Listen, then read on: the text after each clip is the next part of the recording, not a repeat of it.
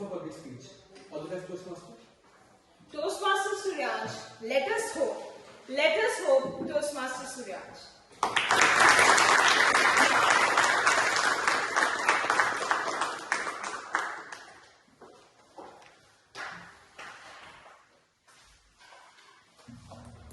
Before I begin with my speech, there is something serious I wish to talk about. The 26th of April, 1986, the day of the Chernobyl disaster. 26th of April, 1920. On this day, we lost a great Indian mathematician, Srinivas Ramanujan. 26th April, 1589, we lost one of my favorite people, Tansei.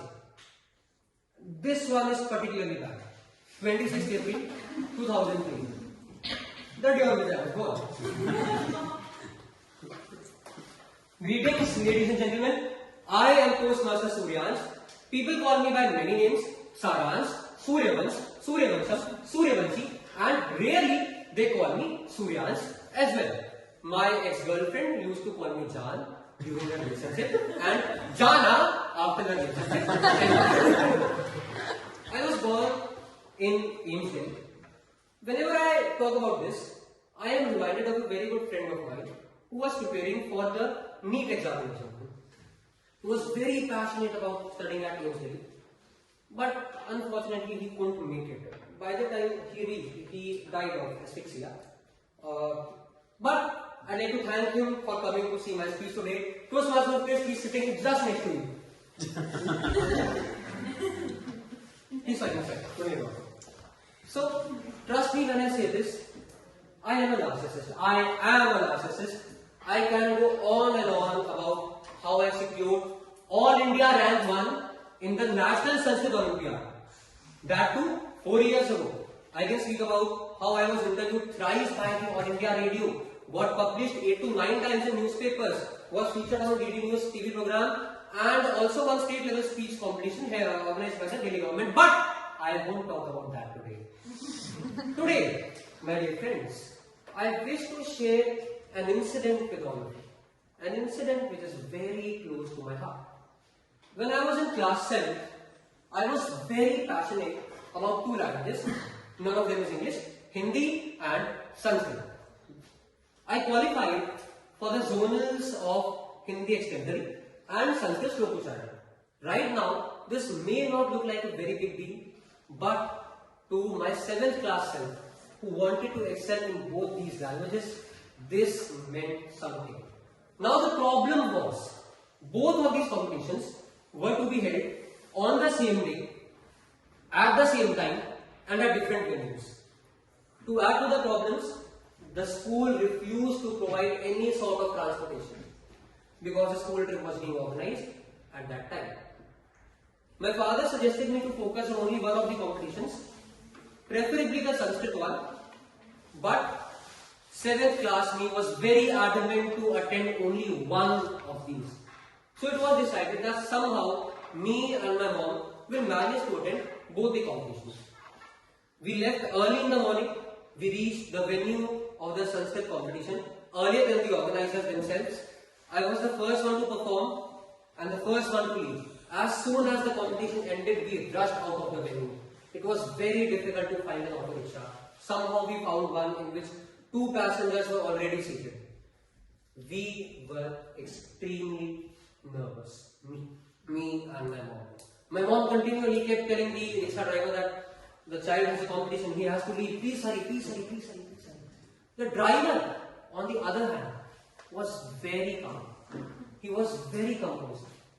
He continually asked us to trust him and, more importantly, to trust God. When we reached the venue, my mom pointed towards his feet. She was asking me to touch his feet and take his blessings. There were tears in his eyes.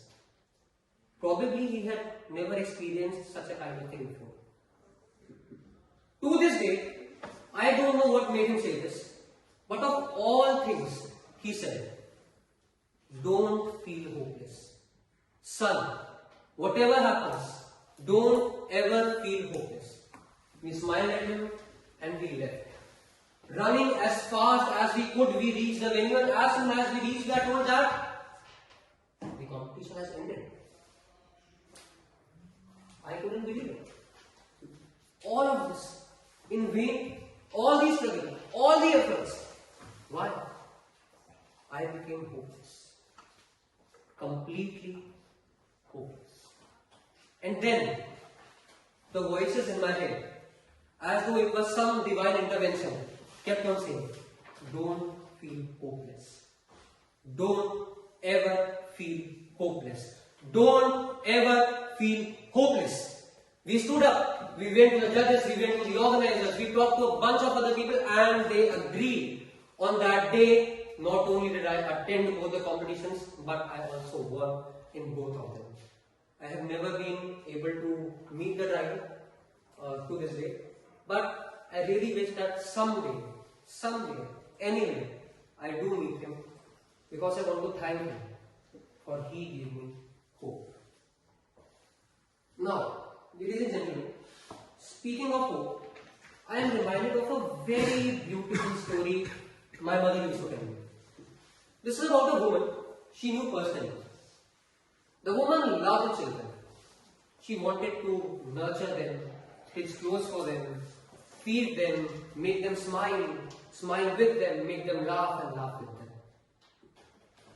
After she got married, she obviously wanted to have children of her own. But the doctors told her that she could not conceive. Her world was shattered. She spent 2 months of her salary only to book an appointment with a renowned gynecologist. She went to temples, she went to pilgrims, she went to mountains, she went to saints. But nothing seemed to work out. 6 years into her marriage, and yet nothing seemed to work out. But she didn't lose hope. One day, she picked up a fight with God Himself. She fought, she cried, and she refused to exit the home to attend the festivities. The next day, in her office, she fell unconscious. She had to be rushed to the hospital. Her husband came running to the hospital, only to find tears in the eyes of his wife and in the heavens. But at the same time, there was a smile on her face. She said, "I am pregnant." But this is not fairy tales. A few days later, she was told that it is a high-risk case.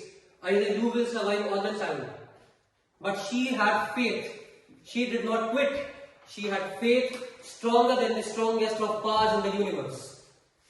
The child, ladies and gentlemen, is right in front of you.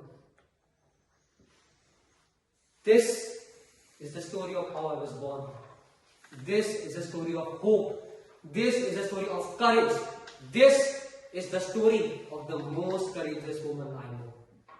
This is the story of my mother. Hope, ladies and gentlemen, is what brought me into this world.